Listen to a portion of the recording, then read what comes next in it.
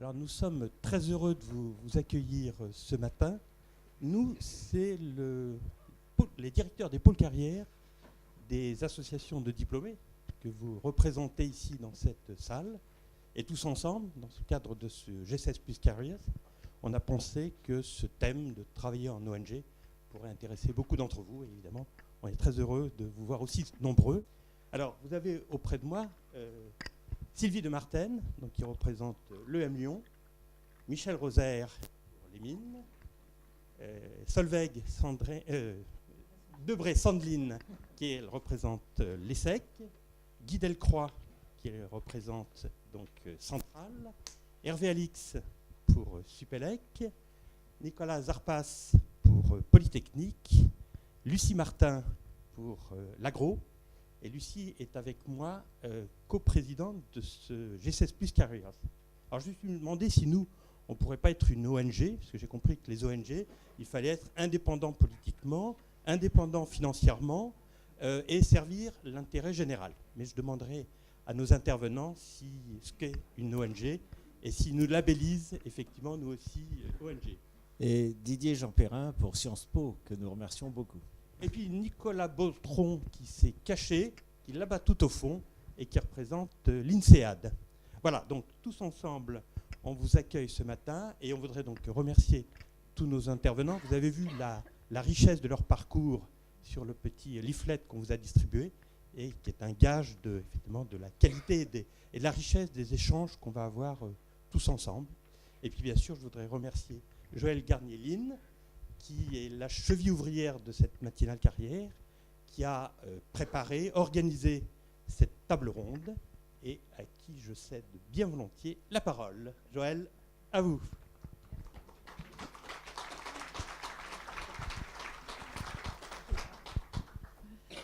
Merci beaucoup Didier. Bonjour à tous. Alors nous nous réjouissons vraiment de vous voir si nombreux pour cette matinale carrière qui est consacrée donc au travail en ONG et à l'humanitaire, c'est le terme qu'on a retenu. Alors quelques mots très très rapidement sur le secteur d'activité justement, parce que ONG c'est un terme qui est vaste, donc de quoi parlons-nous? Les organismes non gouvernementaux que nous allons évoquer ce matin sont ce qu'on appelle plus couramment des organisations de solidarité internationale.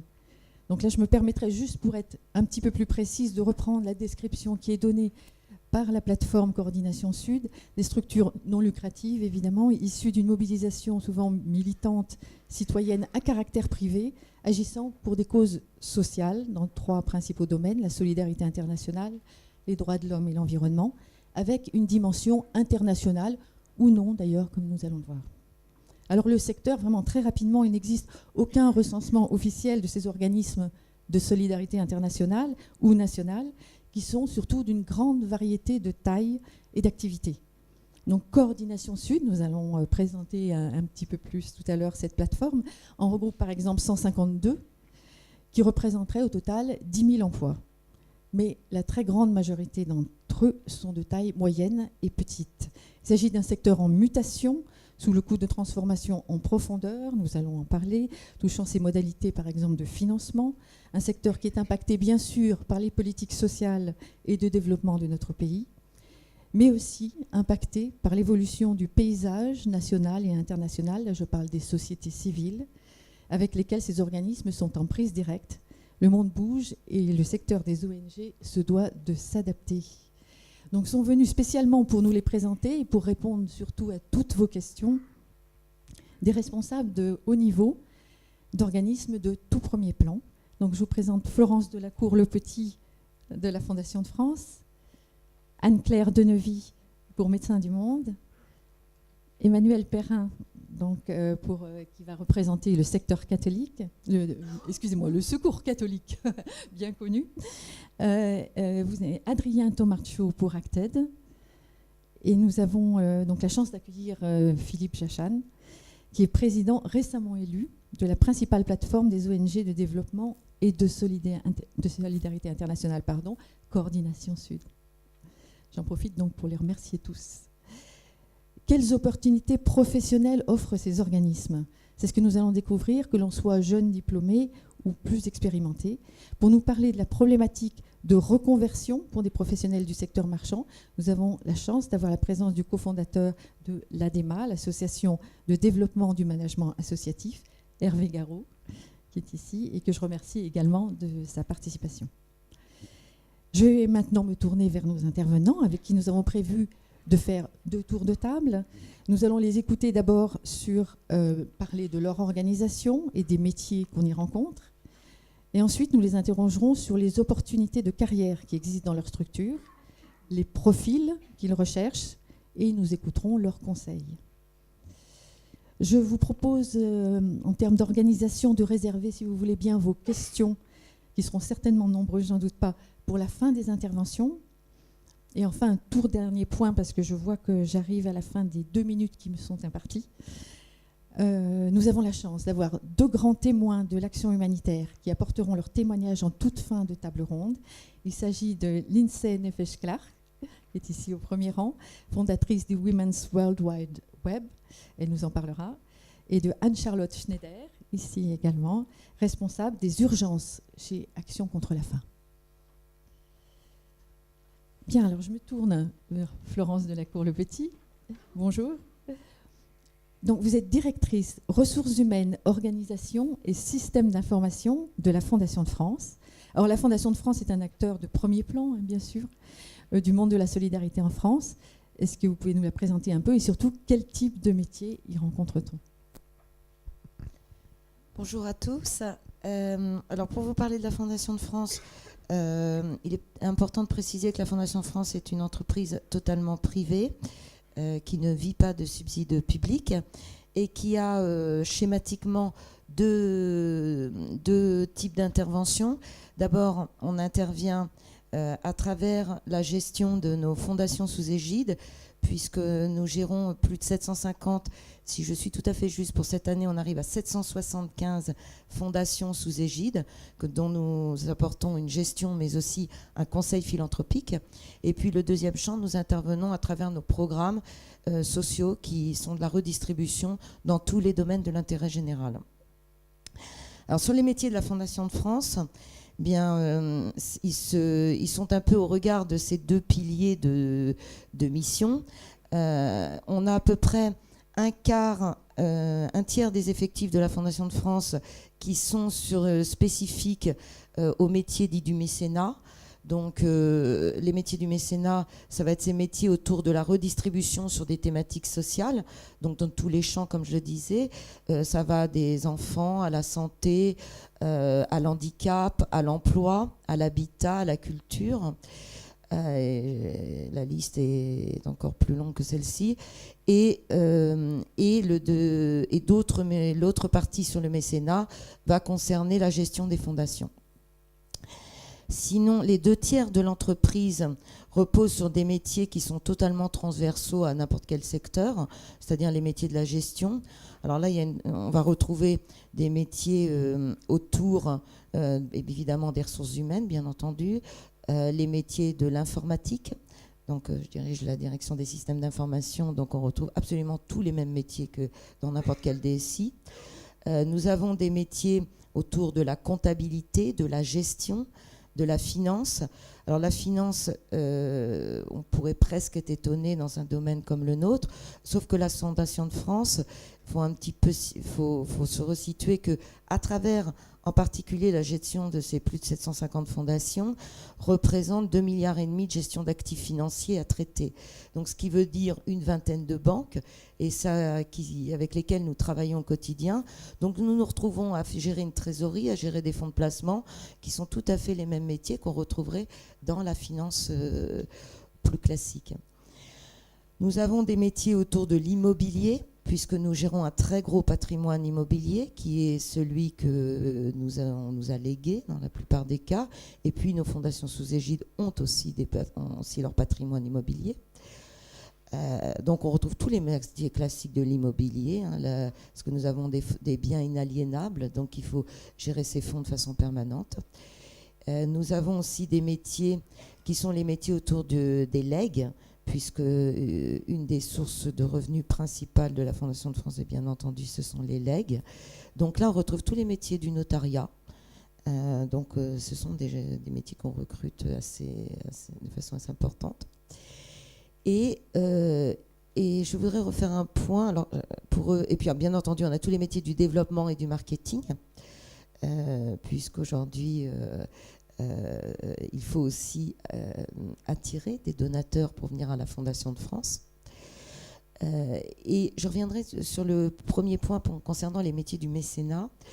On peut se dire qu'il y a des métiers spécifiques, mais en réalité pas tant que ça, parce que nous travaillons énormément sur la transposition des compétences. Et donc, aujourd'hui, un responsable de programme qui va gérer une thématique sociale, en réalité, son métier est très proche d'un chef de projet qu'on trouverait dans un secteur autre qui va gérer une thématique produit. Alors, même si on n'est pas un spécialiste au départ, notre job aussi à la Fondation de France, c'est de former les collaborateurs à pouvoir les prendre en main. Et puis on peut aussi venir de métiers où on maîtrise une thématique sociale et dont on ne maîtrise pas le métier de chef de projet. Par exemple, dans le domaine de la santé, nous avons des médecins qui sont intervenus sur nos thématiques sociales et qui sont salariés Fondation de France. Sur la gestion des ressources humaines dans l'entreprise, on a une gestion des ressources humaines qui, à la fois, est assez commune à ce qu'on retrouverait dans l'ensemble des entreprises. Il n'y a pas une différence forte. Néanmoins, parce que moi-même venant de secteurs qui ne sont pas des secteurs associatifs, philanthropiques, il y a quand même quelques inflexions qui sont particulières au secteur, où je dirais, je ne sais pas si mes camarades diront la même chose, mais nous avons une gestion, je trouve, un peu plus arrondie, un peu plus à l'écoute dans la vie quotidienne du collaborateur, mais peut-être on va en parler après, mais que dans parfois certains secteurs qui sont peut-être un petit peu plus radicaux pour traiter un management des ressources humaines.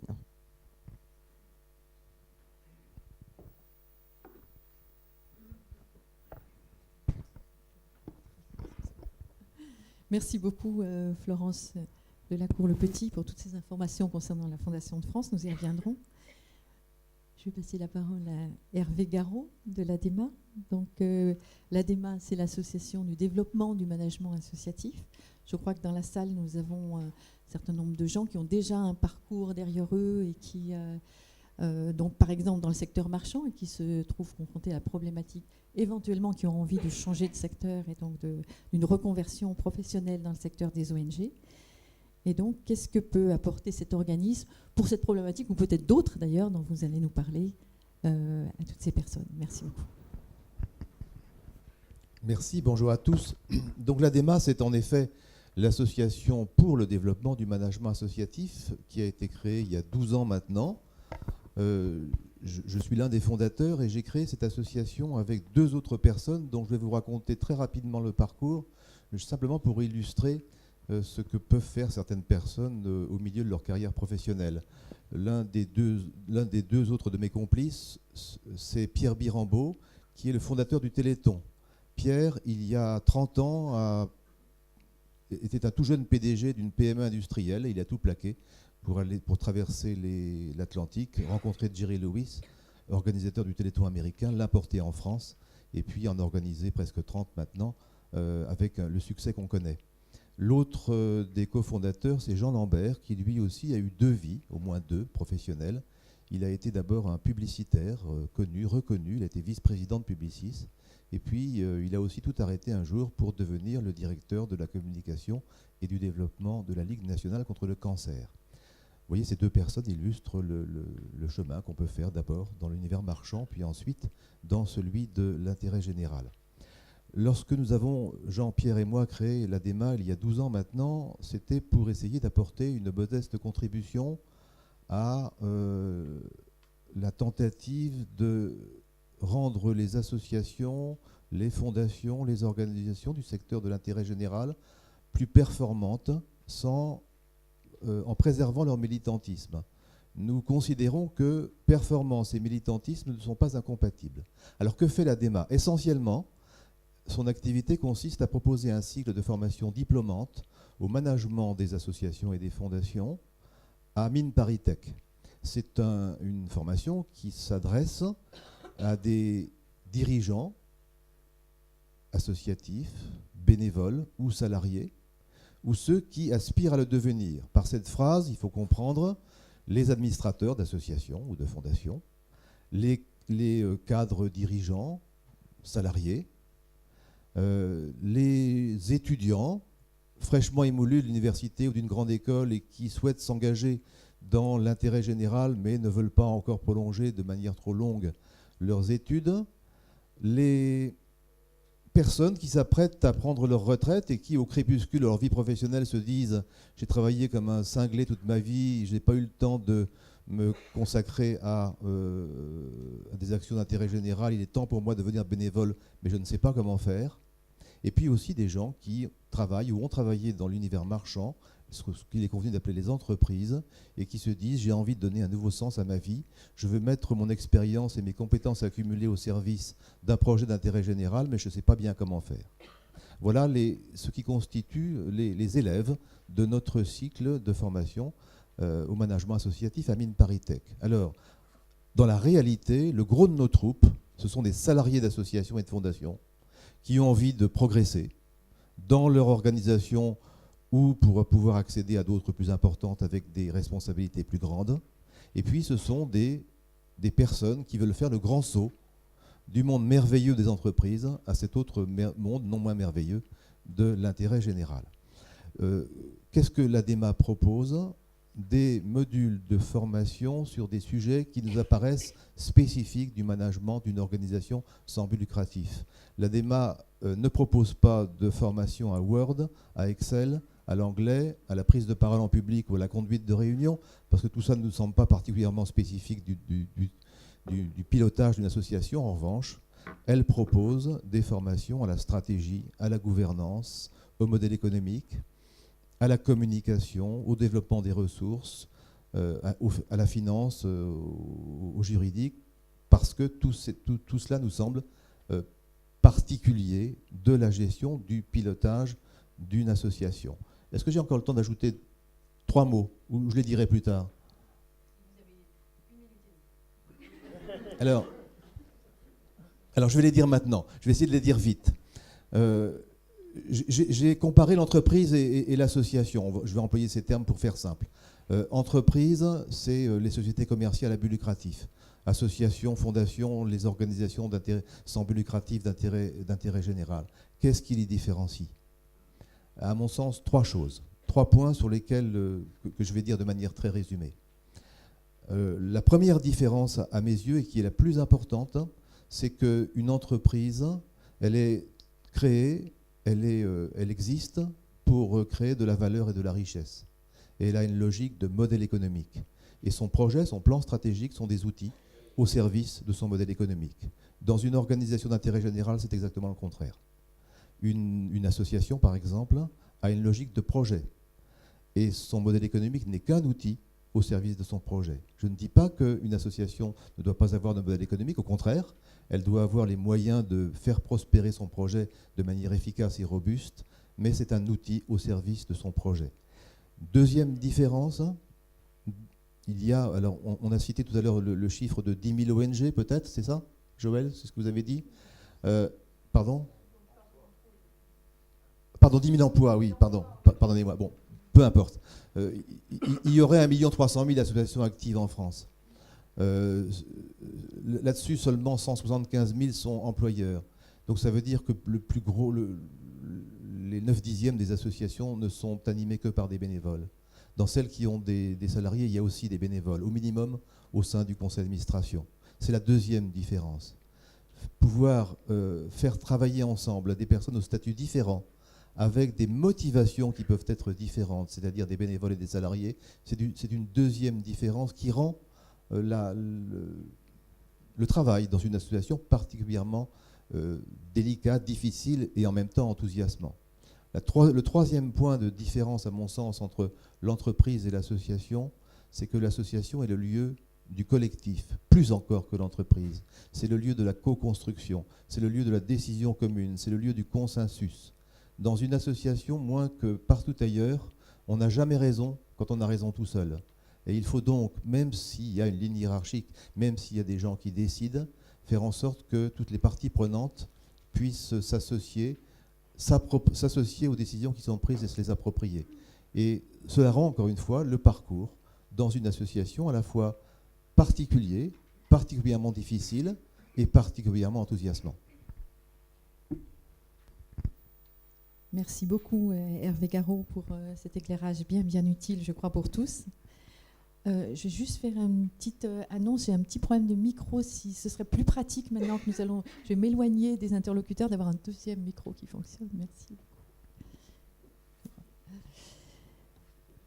Merci Didier. Emmanuel Perrin, bonjour. Vous êtes responsable philanthropie et mécénat au Secours catholique, c'est bien ça ?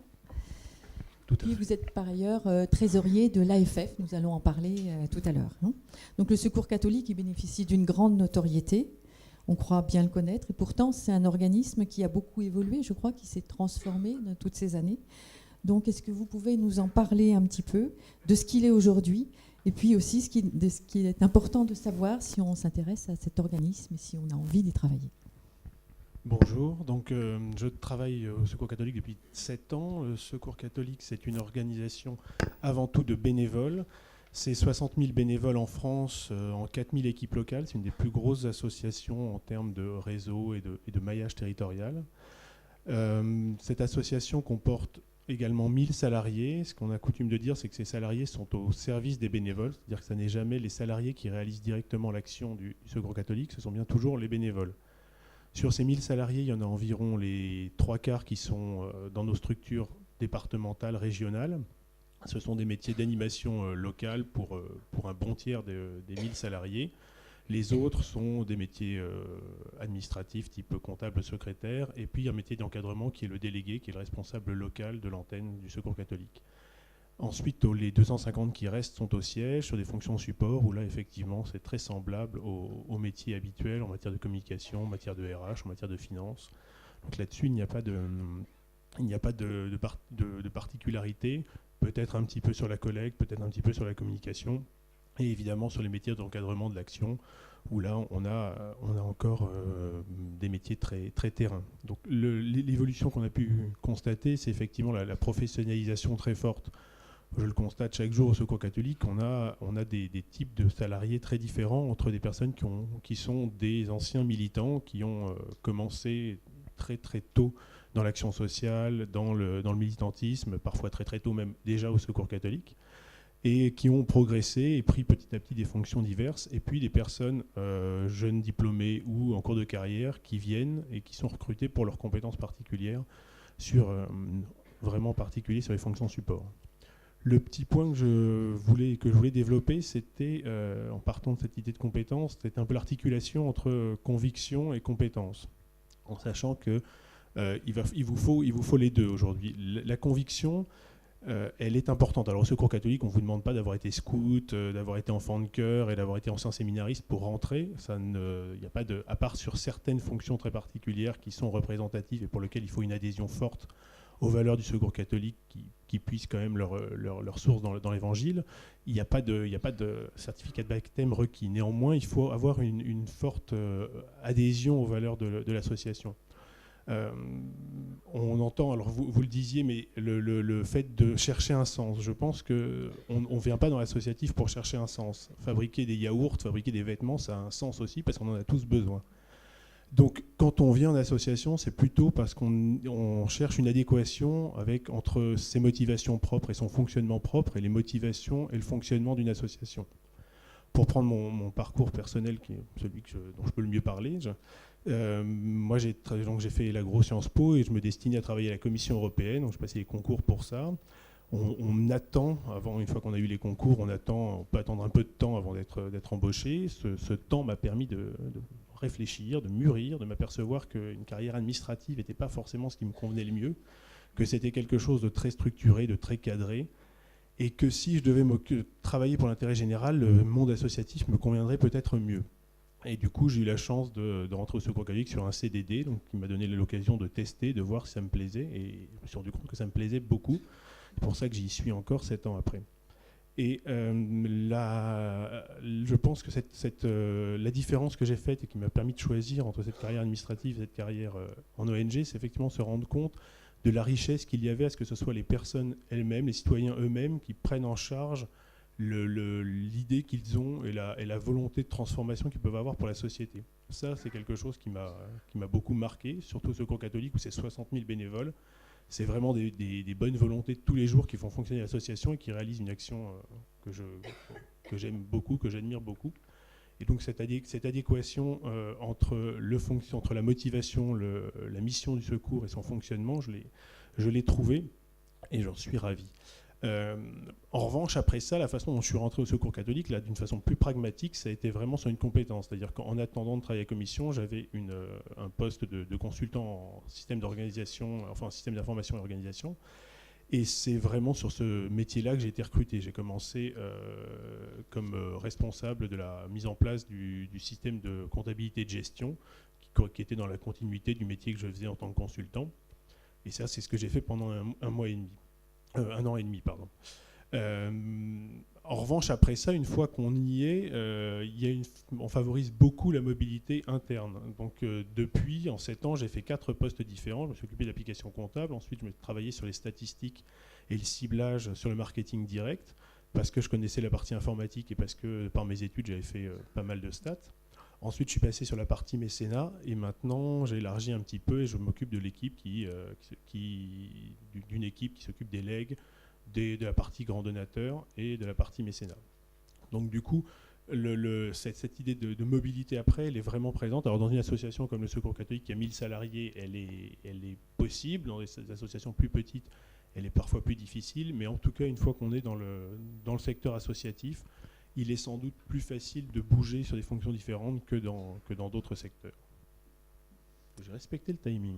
Oui, vous l'avez parfaitement respecté. Ce qui me semble important, que vous avez indiqué déjà dans un premier temps, et quand on en avait discuté aussi, on avait fait état, c'est l'aspect adéquation, effectivement, entre sa recherche personnelle et puis qu'est-ce qu'est l'organisme auquel on s'adresse, hein. Vous disiez que vous aviez parfois des personnes qui s'adressaient à vous qui étaient simplement lassées du secteur marchand et ça ne vous suffit pas. Oui, tout à fait, effectivement, ça c'est un point complémentaire. Je rencontre assez régulièrement, de par ma fonction à l'AFF, dont je vous parlerai tout à l'heure, des personnes qui sont en reconversion professionnelle et c'est vrai qu'on sent très rapidement cet aspect conviction doit être présent. On ne demande pas de quelqu'un qui veuille à tout prix sacrifier sa vie pour sauver le monde, mais il faut qu'on sente que ça soit une motivation réelle. On rencontre beaucoup de personnes dont on sent qu'elles quittent le secteur marchand par lassitude, et en se disant je vais peut-être trouver quelque chose de différent au niveau du secteur associatif. Et ça, je pense que c'est une erreur. D'abord, ça se sent tout à fait lorsqu'on explique ses motivations à changer de fonction. Et ensuite, ça ne peut pas marcher parce que, comme vous le disiez, le monde merveilleux des ONG, il est aussi merveilleux que celui des entreprises, c'est-à-dire qu'il a ses difficultés également. Et je dirais dans votre sens pour dire qu'elles sont même parfois supérieures parce que le fait de confronter le militantisme, le bénévolat, le travail salarié, ça crée des situations humainement complexes. Parce que les bénévoles attendent une reconnaissance, les militants attendent un engagement. Et ce mélange fait des situations qui, quand on est en désaccord, peuvent être parfois plus rudes que dans une entreprise où les désaccords seront peut-être plus rationnels ou en tout cas posés sur des faits plus objectifs que dans une association. Merci beaucoup, Emmanuel Perrin. Je me tourne vers vous, Anne-Claire Denevy. Donc, vous êtes directrice des ressources humaines de Médecins du Monde depuis 4 ans, je crois. Alors, vous avez aussi un long parcours dans le secteur marchand auparavant et vous avez eu la gentillesse de proposer d'en parler, justement. Donc, vous avez alterné les postes opérationnels et RH au sein de Michelin, d'Altedia, de Renault Truck, avant de rejoindre Alstom. Donc, je pense que votre expérience est tout à fait intéressante pour nous. Qu'est-ce qui a été à l'origine de ce choix, de ce passage dans le secteur ONG humanitaire ? Oui, alors je suis donc ingénieure et docteur en maths de formation et j'ai démarré au CNRS et en fait j'avais à 20 ans l'envie de travailler en ONG. Il se trouve que j'avais deux enfants, j'ai eu mes enfants très jeunes, tout petits, et à cette époque-là, les postes d'expatriés en famille n'existaient pas, il y avait beaucoup moins de postes salariés. Bon, je savais que ce n'était pas possible à ce moment-là, mais je m'étais dit, de toute façon, je prendrai entre guillemets ma retraite avant 50 ans, et j'ai des enfants plus jeunes, mais ils seront autonomes plus tôt. Personne ne me croyait, tout le monde disait oui, à 20 ans, on a des... voilà. Donc j'avais plein de passions en fait. Alors je rejoins tout à fait ce qui a été dit, c'est qu'on aille dans le secteur marchand, dans telle ou telle entreprise, ou qu'on aille en ONG. Si on partage pas si on n'est pas passionné, si on partage pas les convictions, ça va être difficile parce que le monde est complexe et il est tout aussi complexe en ONG que dans le secteur marchand. Donc j'avais d'autres passions, je les ai réalisées. Mon dernier poste avant d'être chez Médecins du Monde, c'était directeur de l'ingénierie d'Alstom Transport, enfin vice-présidente, puisque c'est très anglo-saxon au niveau des appellations. Et j'ai effectivement alterné des métiers très support, donc stratégie, communication, RH, et des métiers très opérationnels avec énormément d'encadrement et à l'international. Donc, pour un docteur en maths, un poste de patron de l'ingénierie d'Alstom Transport avec la conception des TGV, etc., c'est un peu boucler une boucle. Donc, j'étais toujours sur mes intentions initiales. J'ai réfléchi pendant un été et je me suis dit oui, je suis prête maintenant, et j'ai cherché effectivement dans le monde non lucratif, mais avec l'intention de trouver un enjeu professionnel tout aussi motivant, tout aussi complexe, avec une dimension internationale et des convictions qui rejoignaient les miennes, où je me retrouvais au niveau du sens. Alors ce que j'ai remarqué, puisqu'on recrute absolument tous les âges, on en reparlera tout à l'heure chez Médecins du Monde, ce qui est très très important, c'est effectivement, on ne va pas chez Walt Disney quand on va en ONG, et à partir d'un certain âge, on est peut-être par moments plus réaliste sur ce qu'on peut trouver. Et sur les difficultés qu'on va rencontrer. Donc ça, moi, j'insiste toujours beaucoup. Et c'est vrai que ça se voit très facilement en entretien. On ne va pas en ONG pour fuir quelque chose, on y va pour trouver quelque chose. C'est même plus facile pour faire quelque chose. C'est plus humble, c'est plus réaliste, et on a plus de chances de réaliser ce qu'on vient y chercher.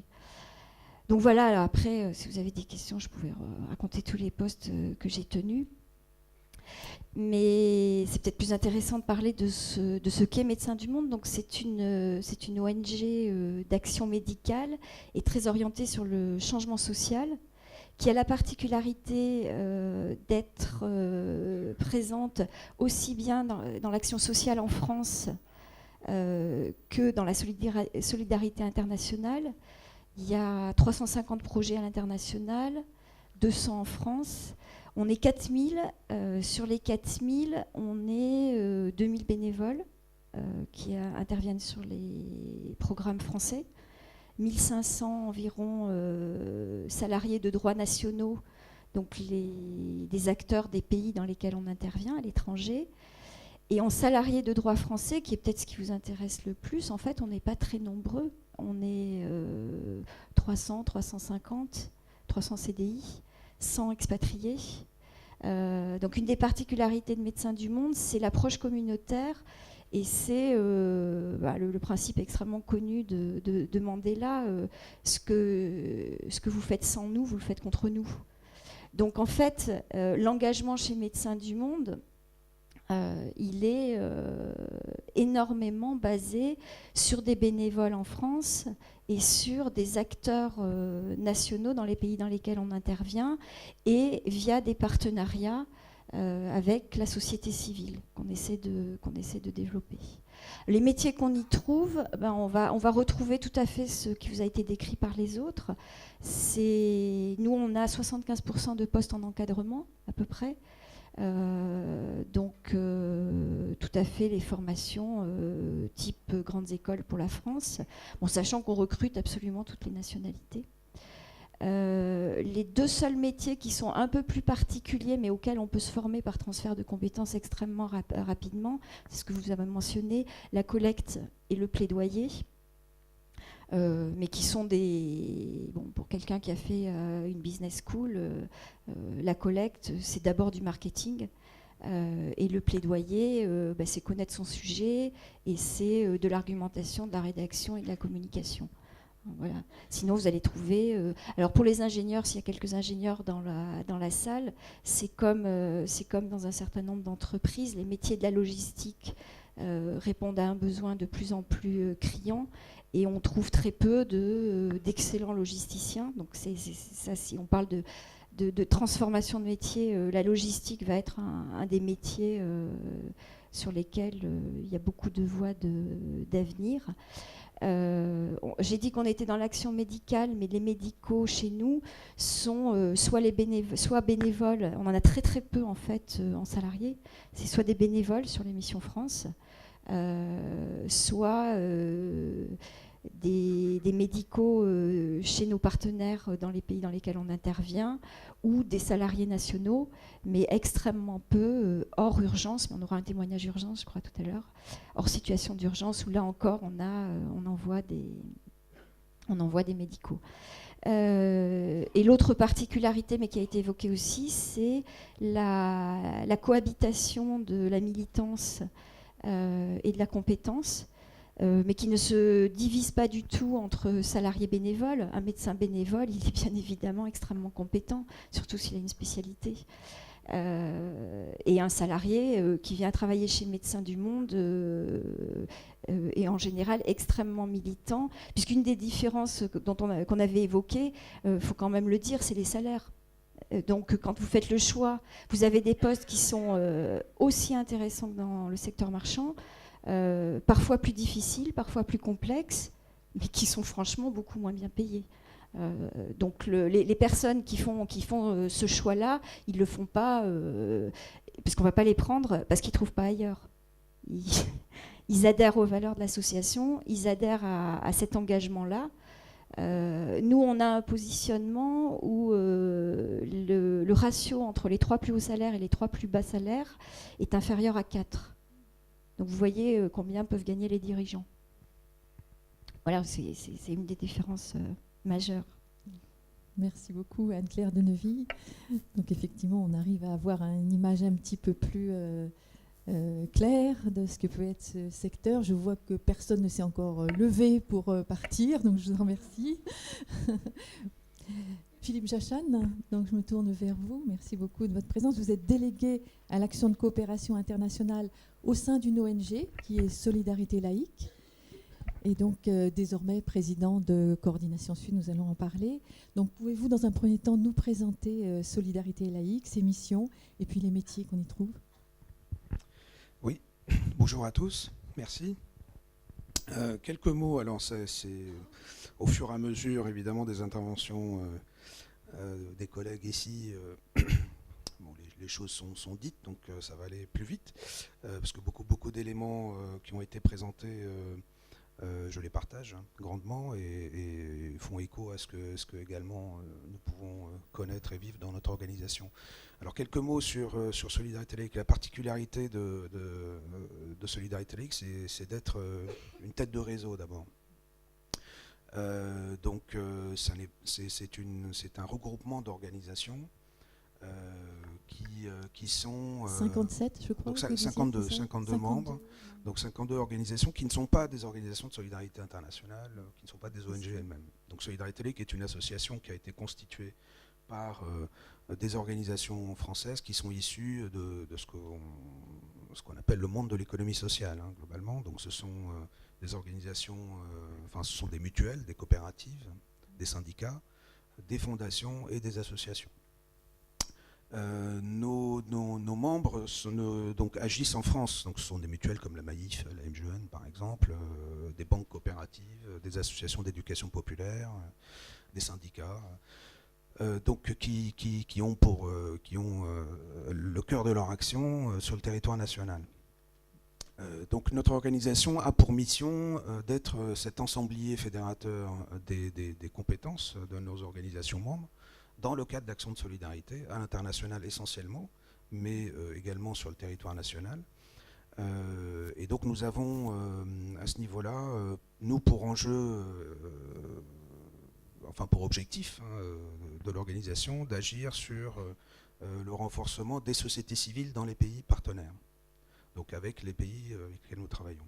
Donc nous sommes sur des coopérations de métiers entre les coopératives, les mutuelles, les associations qui composent notre réseau et des organisations de même nature dans les pays du Sud ou les pays avec lesquels nous travaillons.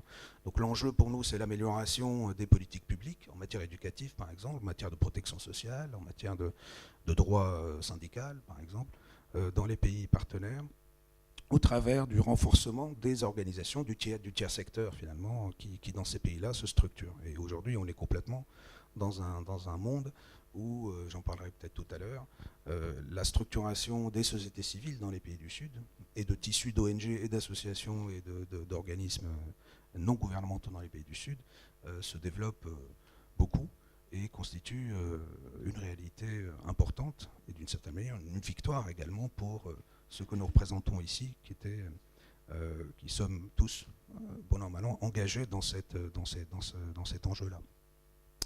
On en reparlera probablement tout à l'heure. Alors sur Solidarité laïque, donc nous avons 4 métiers essentiellement au niveau du siège.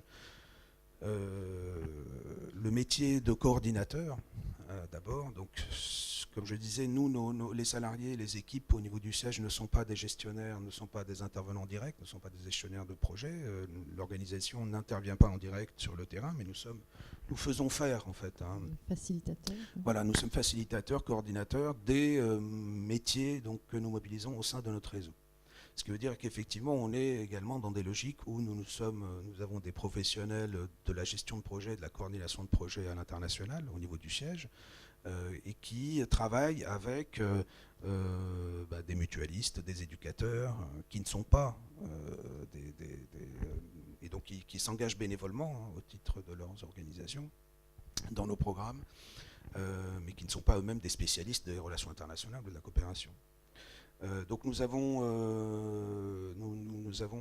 donc ce métier qu'on appelle métier de coordinateur, pour lequel on recherche des profils classiques de gestionnaire de projet, savoir gérer un projet à l'international, savoir monter, piloter, gérer un projet, mais une compétence pour laquelle il y a peu d'écoles finalement, mais qui s'apprend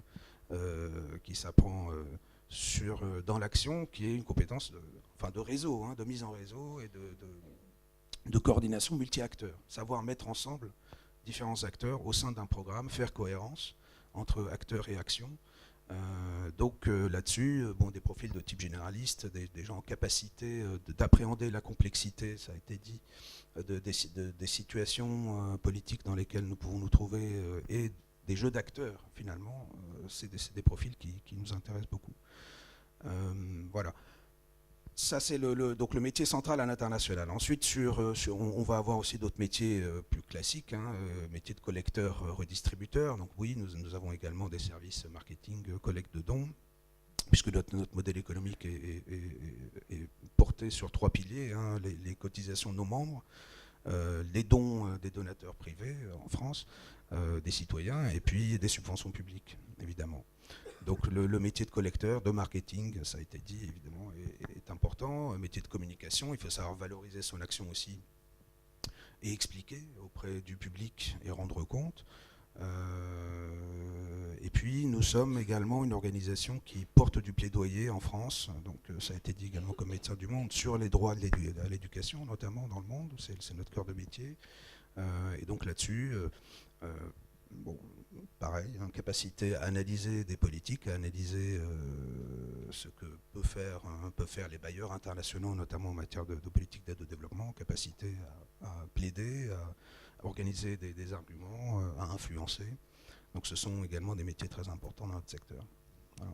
Je vous fais signe parce que nous voulions quand même évoquer tout de suite la plateforme Coordination Sud et nous avons 2 minutes pour le faire. Donc je vous laisse parler de Coordination Sud, de ses missions aussi et de ses spécificités. Oui. Alors, Coordination Sud, donc, c'est la plateforme des ONG françaises, aujourd'hui une plateforme nationale qui regroupe plus de 152 organisations. Je pense que là les 3 organisations qui sont à côté de moi en ce moment, notamment. Donc, Coordination Sud a 2 métiers essentiellement. C'est d'abord le syndicat du secteur, c'est-à-dire c'est la plateforme qui porte, qui défend les intérêts des ONG françaises. Hein. C'est sa première mission. Auprès notamment de l'État, des pouvoirs publics. Donc nous avons donc là, le métier de plaidoyer, comme je disais, est un métier qui est au cœur, et l'animation du plaidoyer du secteur des ONG autour des champs qui intéressent les organisations. On va être sur la santé, sur les champs sectoriels, hein, santé, éducation, agriculture, etc., mais aussi sur des dimensions plus transversales, sur l'aide publique au développement, par exemple. En France, son niveau... bon.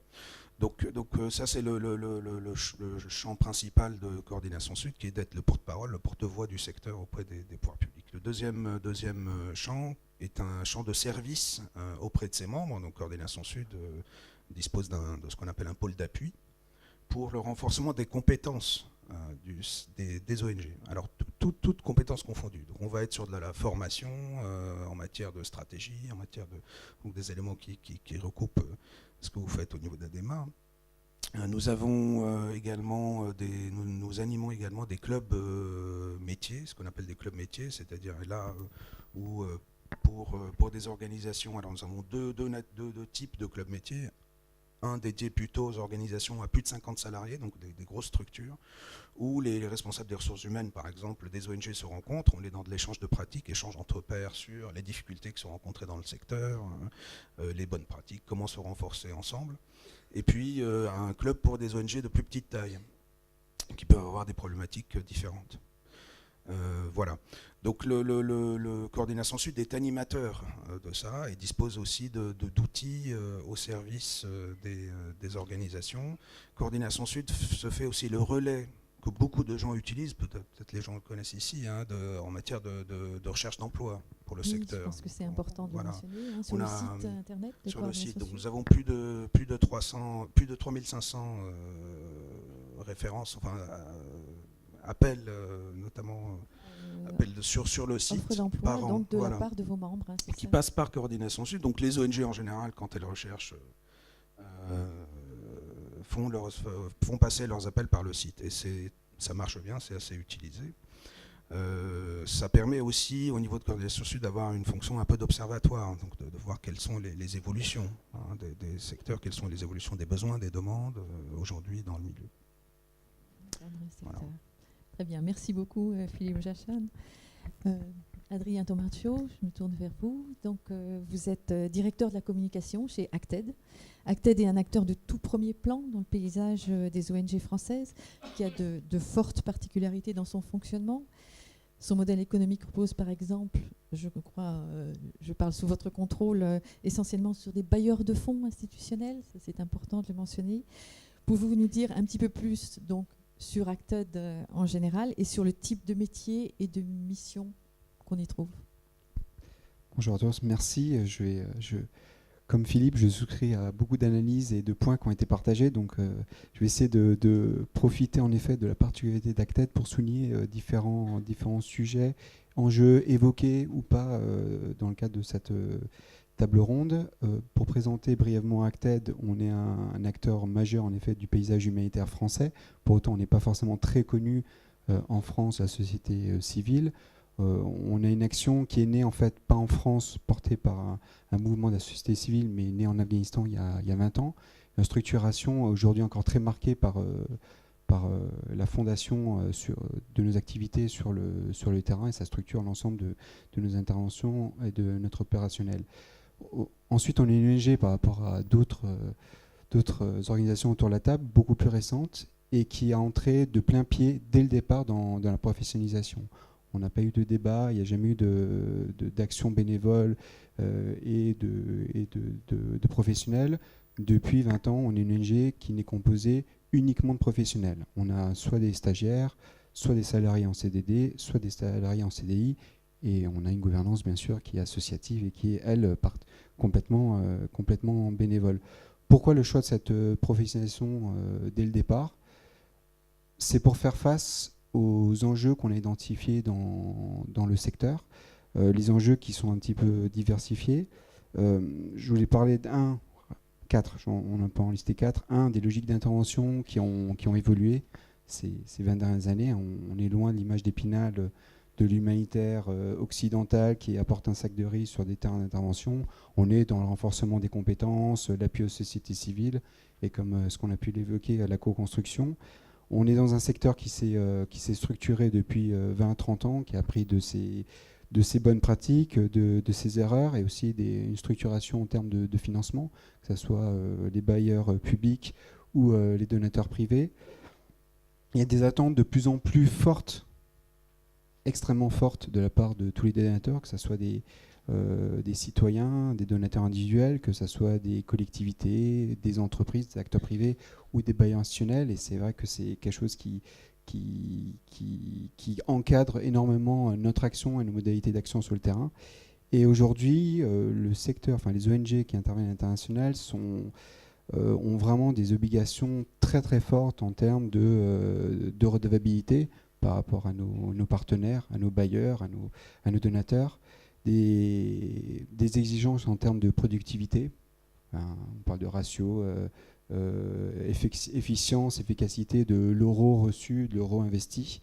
Des exigences enfin très très fortes en termes de conformité, de respect, de règles de titre, de logique de logistique, etc. Donc c'est des éléments qui structurent le secteur, auquel beaucoup d'ONG aujourd'hui répondent depuis plusieurs années. Et Acted s'est structuré dès le départ pour répondre à ces enjeux. Donc on est une ONG aujourd'hui qui intervient dans 35 pays, auprès de 8 millions de personnes. On travaille sur des actions d'urgence, répondre aux besoins essentiels des populations affectées à travers le monde après une crise. Puis après, sur des modalités d'aide à la reconstruction, appuyer les communautés sur l'accès aux biens et services essentiels, à l'accès à l'éducation, à la santé, à des moyens de subsistance, à des infrastructures communautaires. Et puis, notre objectif à terme, c'est de travailler sur du développement durable, dans son acception la plus large. On parle d'un développement économique, social, gouvernance locale et même d'identité culturelle. Pour ce faire, on travaille avec 4300 personnes. Le gros de nos employés sont des employés nationaux, un petit peu moins de 4000 personnes.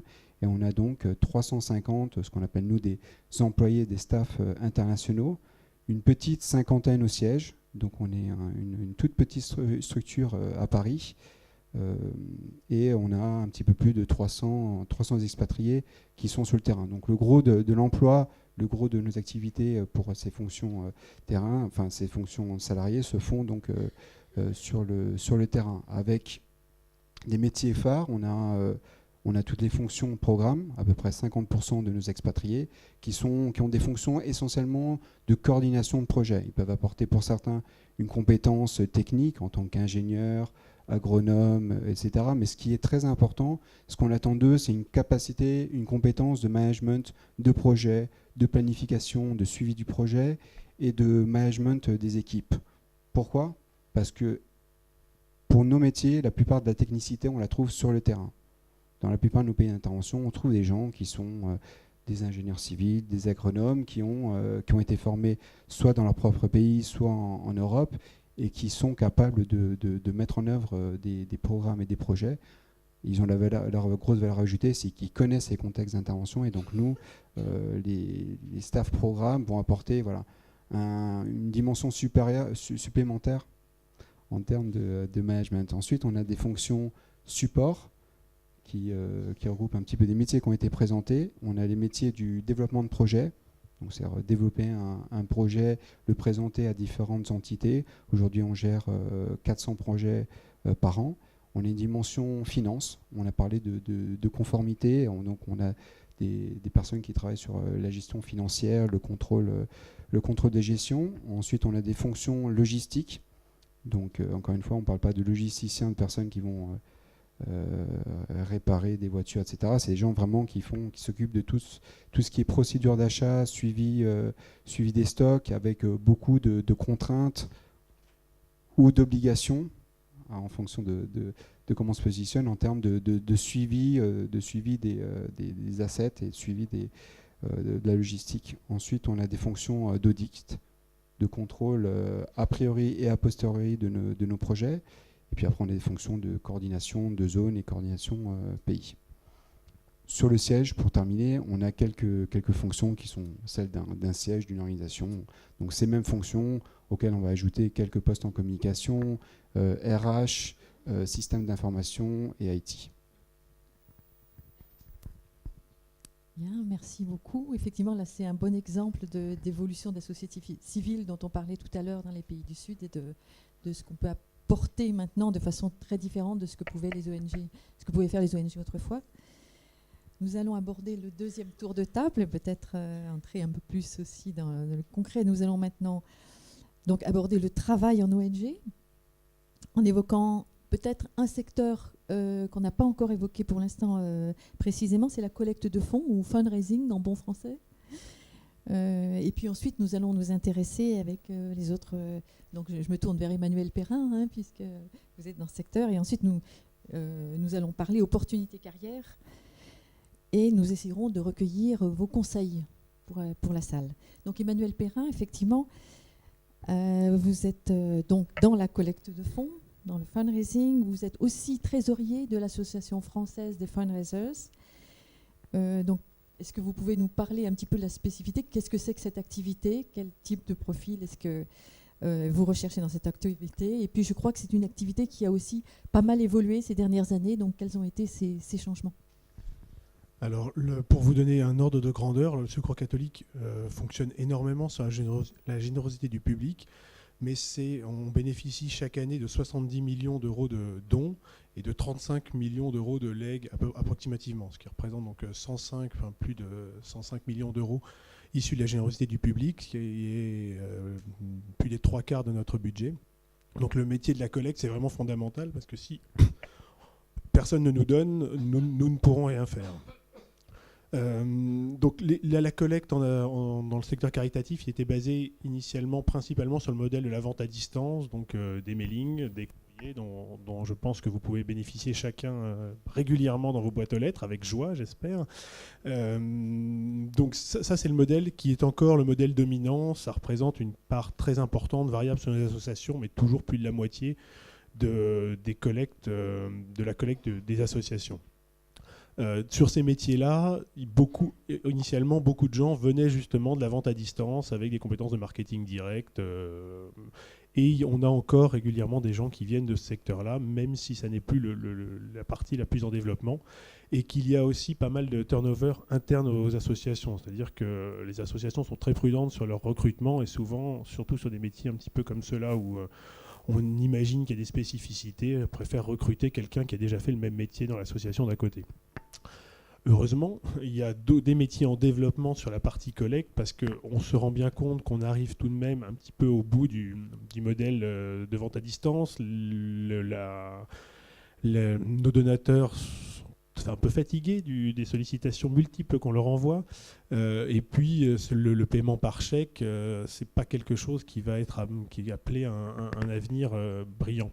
Donc, du coup, les développements actuels sur les métiers de la collecte, ça va être beaucoup sur le web, où effectivement, ce sont des métiers très techniques sur lesquels les personnes qui sont issues du marketing direct sont parfois assez peu à l'aise. Donc du coup, sur ces métiers-là, on recrute des profils vraiment qui connaissent bien, en général plutôt des profils jeunes, à l'aise avec tout ce qui est réseaux sociaux, tout ce qui est dans ces domaines-là, avec lesquels nous, on n'est pas forcément très familiarisés. Et l'autre partie du développement, c'est ce qu'on appelle un peu pompeusement les dons stratégiques, qui correspond en fait à toute la partie où on demande une relation individuelle avec le donateur. Donc ça va être les legs, le mécénat et ce qu'on appelle la philanthropie, donc approcher quelqu'un qui aura une capacité de contribution très importante. Sur ces métiers-là, effectivement, c'est très ouvert parce qu'il n'y a pas de compétences vraiment particulières. C'est connaître l'association, y adhérer, et ensuite être capable de réaliser une approche quelque part commerciale qui ressemble à celle d'une approche en B2B ou d'une approche en grand compte. Donc sur ces métiers-là, il y a pas mal de développement et pas mal de postes qui s'ouvrent, dont beaucoup sont occupés par des personnes qui viennent du secteur marchand ou qui, en tout cas, n'étaient pas issus du secteur associatif. Alors une petite particularité du secteur associatif, c'est qu'effectivement il est très collaboratif. Donc l'association française des fundraisers, dont je suis trésorier, est une bonne illustration de ce fonctionnement, c'est-à-dire qu'on se réunit très régulièrement pour échanger sur ce qui marche pas, les relations qu'on peut avoir. Je pense que ça surprendrait beaucoup des commerciaux du secteur marchand à quel point on peut partager sur nos pratiques en disant bah oui tiens moi avec telle fondation j'ai tel problème, j'aurais présenté tel projet. Ah oui tiens bah moi aussi c'est pareil. Ou alors sur le marketing direct, essaye surtout pas ça marche pas du tout. Je pense que ce genre d'échange entre associations qui sont censées être concurrentes en tout cas sur le marché ne se fait pas tellement dans le secteur marchand. Donc du coup, c'est un petit peu cette envie de collaboration qu'est née cette association, donc l'association des Françaises des fundraisers, dont le but est d'être un lieu de rencontre entre professionnels de la collecte et aussi un lieu de formation pour les personnes qui veulent soit développer des compétences, soit en acquérir. Donc on a régulièrement des séminaires qui sont par secteur. Parce qu'effectivement, la collecte maintenant concerne pas seulement les associations caritatives, mais également toute la partie culture. Donc les musées font beaucoup de collectes, l'enseignement supérieur fait beaucoup de collectes, le secteur médical commence à en faire de plus en plus. Donc ces métiers-là sont ouverts pas seulement dans le secteur caritatif. Donc, on a des séminaires qui sont des moments de rencontre et de formation. On a même un certificat qu'on fait avec l'ESSEC, le certificat français de fundraising, donc qui est un lieu à la fois pour acquérir les fondamentaux du métier, même si ça s'acquiert quand même assez rapidement, et qui est aussi un lieu de rencontre avec les professionnels. Donc là-dessus, je vous invite à aller regarder sur le site de l'AFF, vous verrez si les métiers de la collecte vous intéressent, vous y trouverez tout ce que vous souhaitez savoir et les lieux où vous pourrez le rencontrer. Après ça, les personnes sont aussi assez ouvertes et vous pouvez assez facilement rencontrer soit les personnes de l'AFF, soit les personnes faisant partie du milieu de la collecte. Alors j'ajouterai juste en 30 secondes un tout petit point sur les particularités du travail en association. La collecte en est un bon exemple. Il y a 2 points qui me paraissent importants dont il faut avoir conscience avant d'arriver. C'est le fait qu'on est très peu nombreux à travailler en tant que salariés par rapport au travail qu'il y a à faire, ce qui implique une très grande autonomie.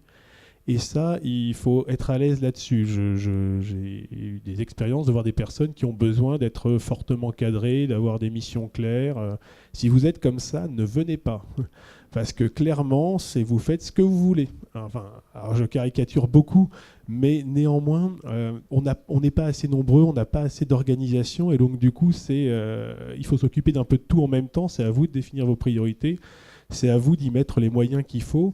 C'est en même temps très enthousiasmant, très agréable, mais en même temps ça peut être un peu stressant aussi de se dire que tout ce qu'on ne fait pas ne sera pas fait, et vu qu'on le fait au bénéfice d'une association qui a quand même une cause à laquelle on tient, ça peut être un peu envahissant. Donc ça c'est un point important dont il faut avoir conscience. Le deuxième, c'est effectivement ce qu'on disait sur on pourrait appeler le management par la bienveillance. C'est très agréable, ça a aussi des inconvénients. Il faut se rendre compte qu'une association a parfois du mal à décider parce que vouloir ne froisser personne, vouloir avoir une décision collégiale, ça ne clarifie pas forcément les choses. Et là aussi, il faut pouvoir être à l'aise dans un milieu dans lequel on décide difficilement, lentement et pas toujours tout à fait nettement. Voilà. Merci beaucoup. Toute référence à une situation vécue est évidemment tout à fait fortuite. Bien entendu. Je vais juste rajouter un petit point par rapport à l'AFF. Je crois que sur le site, on trouve aussi des offres d'emploi très fréquemment. Oui, là aussi, comme Coordination Sud, c'est un lieu de ressources sur les demandes d'emploi. Presque, je pense que quasiment toutes les demandes d'emploi concernant la collecte et pour partie la communication se retrouvent sur le site de l'AFF. Donc là aussi, je vous encourage à y aller pour cette utilité. Merci. Merci.